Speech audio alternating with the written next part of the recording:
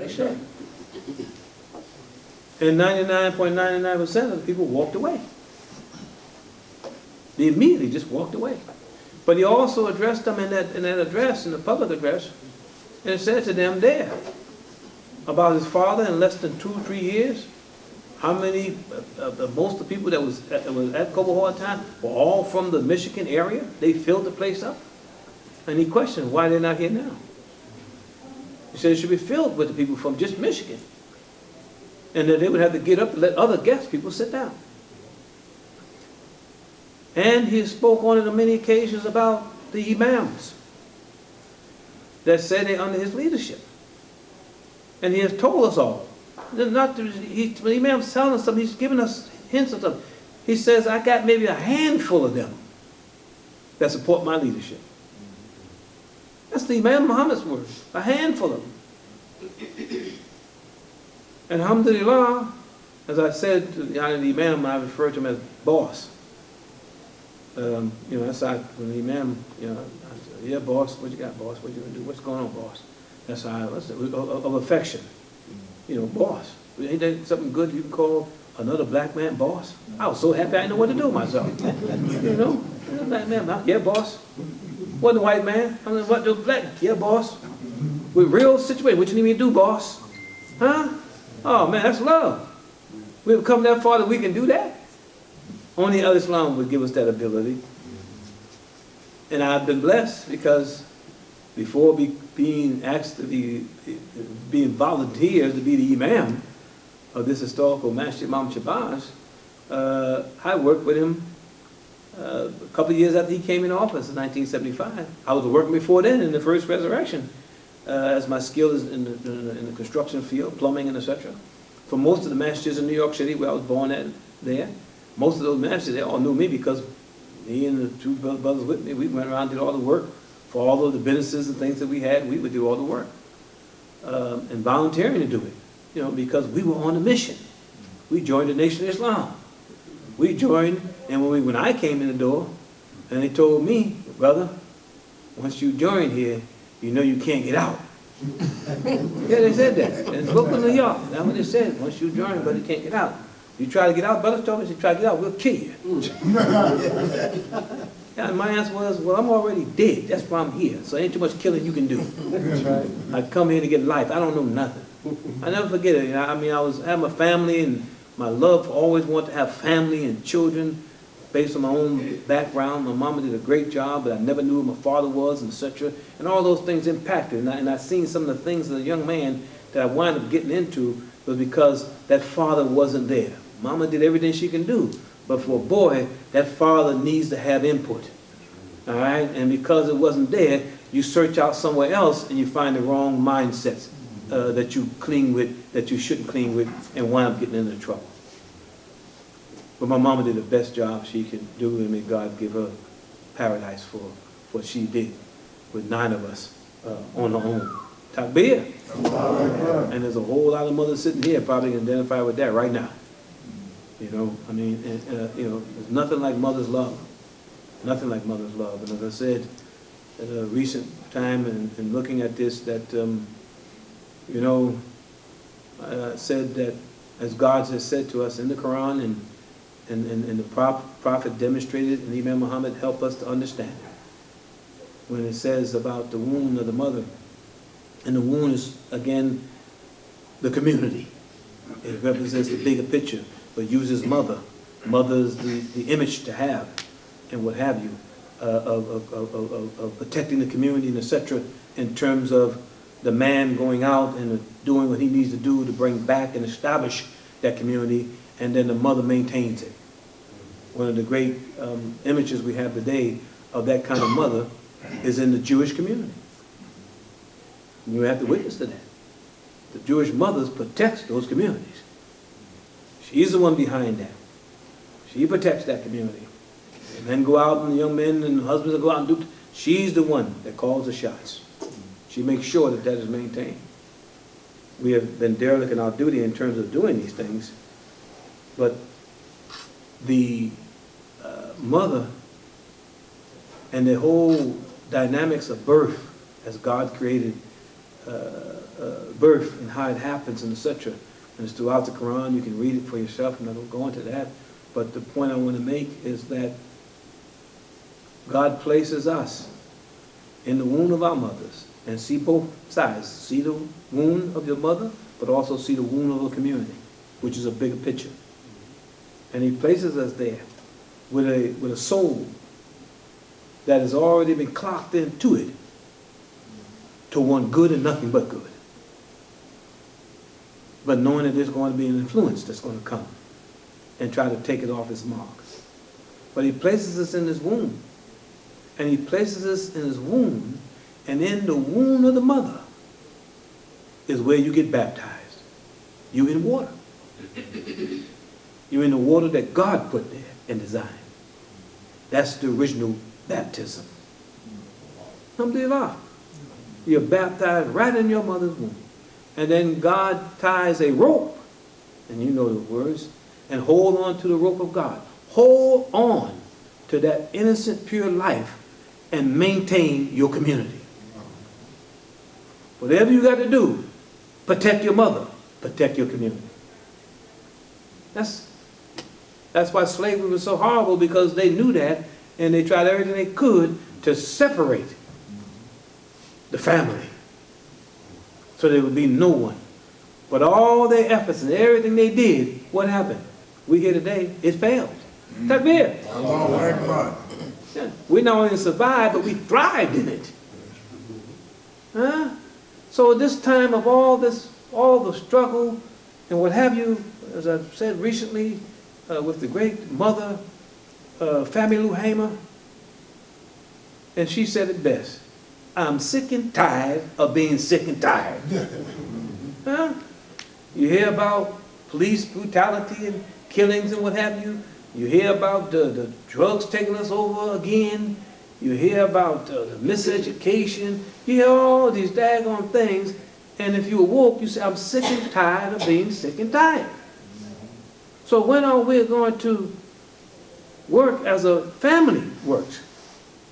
With all the difficulties, with all the ups and downs. But the priority is hold the family together. Hold the community together.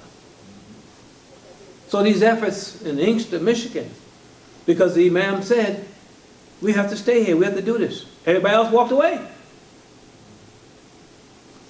I was there by myself. Because right after the convention, what took place was the Ramadan sessions. And they all said, well, that's it, it's gone, it's finished, it's what's the name? I'm like, oh, I missed something? Something wrong with y'all? What do you mean? The man died right away, you're just going to stop everything? I said, well, I'll tell you what's going to happen. And I sent out a press release. And sent it out and says, the Ramadan session will take place right here at Cobo Hall. If I have to be here by my damn self, I'm coming. Gotta be here. You gotta have some courage. Our leader was no punk. We ain't never had no punk leader. Now how you following him, you a bunch of punks and chumps. They ain't supposed to be. And he giving us the right guidance. He's coming from the book of God. The last of the revelation. The seal of the prophets. And we deserve this.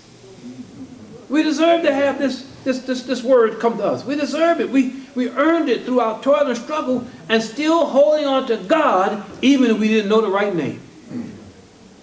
Huh? My grandmama and mama and them, they took me to every church they can think of. Different churches I went to, the little boy, I remember. Me and my sisters got a lot of beatings. We were little, 5 or 6 years old. And I'll never forget it. There was a whip, showed up whipping. I'll never forget that one. And we was in the church. She took us, my mother kept going to church after church trying to find guidance. And she took us what they call, at that time, a holy roly church. And they were holy and rolling in there, no doubt about it. And me and my sister, you know, they was falling out and things and happening. And me and her, we were a year apart, she was a year younger. And we looking like, what in the world's going on in here? So for us, it was funny. We were jumping around, falling on the floor for, what's wrong with them? You know? Then our mama started doing it. We looked at each other like, what's wrong with mama? You know, howling and screaming and stuff and falling down and the music playing and everything. We laughed away. You know, we just cracking up. We couldn't stop laughing. We ain't laughed like that too long, I tell you that. Mama we got over there, if she came back to her senses and came over and seen us, when we got out there, she put a tail on us. It took me a long time until I got grown to figure out, why did she whip us like that? That stuff was funny. You know, we fall down like this, you know. But anyway, to the point, you know, but seeking God. And it was a legitimate, that kind of situation, it goes on still today, that kind of situation with the drums and the music and all that there, was a legitimate psychological office. That you can do all that in the church, and they wouldn't come in there and charge you with being crazy. It was therapy. So every time it came out from that desk, oh, I feel better now. Well, yeah, you holler and scream like that, fall down and everything else. And I guess a whole lot of Jack LaLanne exercises or something. You should feel better. But is that what we're looking for? No. But those were steps in the right direction. And now we have sober leadership that we can articulate the psychological issues that are troubling us. And those psychological issues are clear as can be, and the answers are in the book of God, the Quran, and the life of the prophet. But do you trust it? Or do you just want rituals? And that's most of what we have fell into, just like that church was back then, into rituals. The rituals of Islam are connected to work. Every move that we make tells you go to work.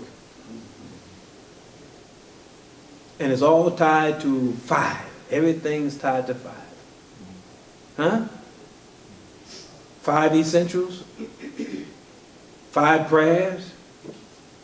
And as we go down into, go through the rituals and make the session, all 5 parts of the body touch the ground in submission. All these things are telling us upright, standing upright. It's telling us an example of work. Work of submission to the best of who you are. What good is you making the prayer rituals, every one of them, but you ain't taking care of your family? Huh? What good is that? And you got all every kind of thobe clothes and scarf and cuff that you can think of, but inside you raise more hell than anybody ever raised. We can't be phony baloney people. We can't do that. And the respect for leadership is what I love and always will. And as the Imam said, anything I do, said no, all made possible. The credit is due because God favored us with Imam W.D. Muhammad. Takbir. So Inkster, Michigan, that wasn't my intent. My intent was simply stay there at Cobo Hall, as the Imam said do. And only a handful of us stayed for a few years, it was, and kept building and building, and we now wind up with a whole town that we can establish as a community, and an historical black town at that, Inkster, Michigan.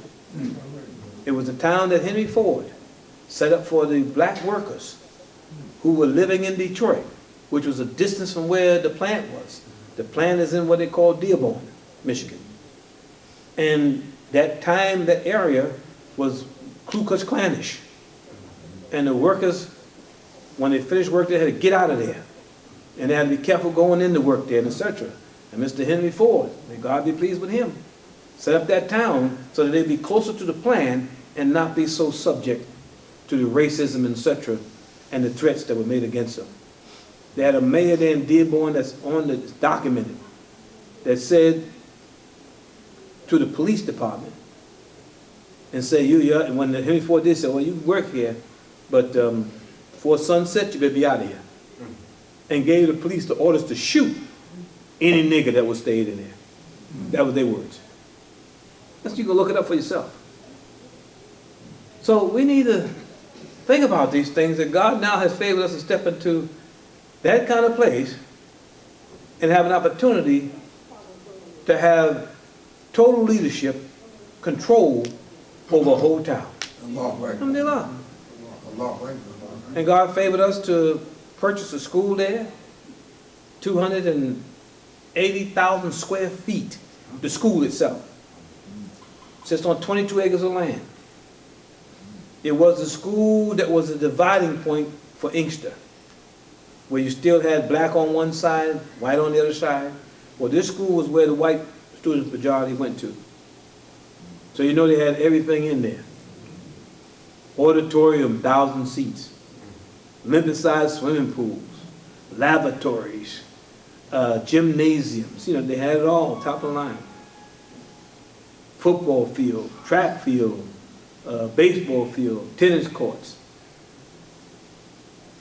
And God favored us to go there. He guided us there because it wasn't me. He guided us there. And now, to make it short, we own that property with no mortgage on it. I knew that when we dealt with this thing, we couldn't have debt because I knew that our people would not respond as they should. But I had to do what the Imam said do. And then we went and bought houses all around the school, all in that area. Rehabbed and put tax people back on the tax roll in that neighborhood. Now, brought the block up where the school is, where they had about 10 to 15 vacant houses. We took them all, fixed them all up. Now all the houses, the whole block, not an empty house on the block. Everything's fixed up. That's it. Following the leadership of Imam W.D. Muhammad under the influence of his father's program too. Now this, the end of this month, the 26th, celebrating the commemoration or the commemorative Savior's Day observance that we have, will be there, and it will be held at our own banquet hall facility on the main avenue of Michigan Avenue. If you get to think of newspaper, you'll be able to see that in there, or Imam Ali, or someone will be able to give you the information, or give you the website, and you can look and see. So the 26th, we'll all be out there again in our own place, no mortgage. We own it outright. Takbir. Of an incubator program like the one we run in New York City, Harlem Market, an incubator program that's soon to be opened up too, which houses about 30 booths to show our folks, especially our young folks, how to go into business for themselves. And we own that building outright. And it's all on Michigan Avenue, so we had a cluster of them, all right there next to each other.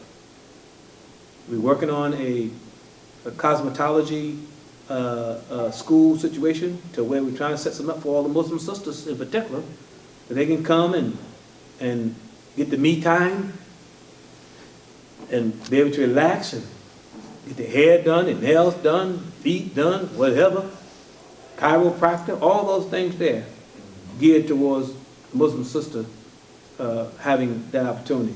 You brothers, if you got any damn sense, you would make sure your wife have that. Your meal will be better, I can tell you that. And your mind will be better too. You know? Yeah, no, you know, them something, you know. I got a history of flowers. I'm known as a flower man. You know, my last wife, a late wife, she passed. But prior to her, the wife before that, they know when they gave me a hint like something was wrong when I came home from work, and they made some kind of, you know, not the normal welcome home, you know, situation. And I don't know what I done did, you know. I knew right away, 1-800.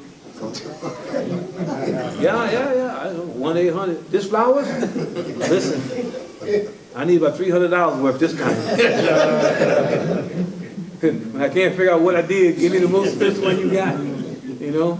And you know, if they were working or sometimes they work or had businesses that help them with stuff, businesses, I send right to the business so everybody can see it. You know, your strategy, brother, I'm telling you. It worked. Send them a thing, next thing I know, I come in, you send those flowers? What flowers? Talk about. You know?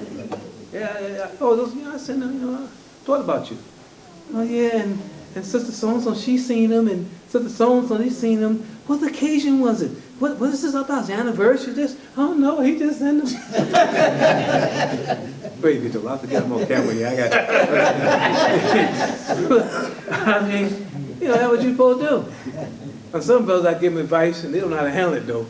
They go back and say the wrong thing, and I got a little feedback on one of them. I was teaching on the brothers talking about more than one wife. More than one wife. Are you crazy? Yeah. What? Yes, the Quran said, man, you ain't read nothing in the Quran. You ain't read the Quran.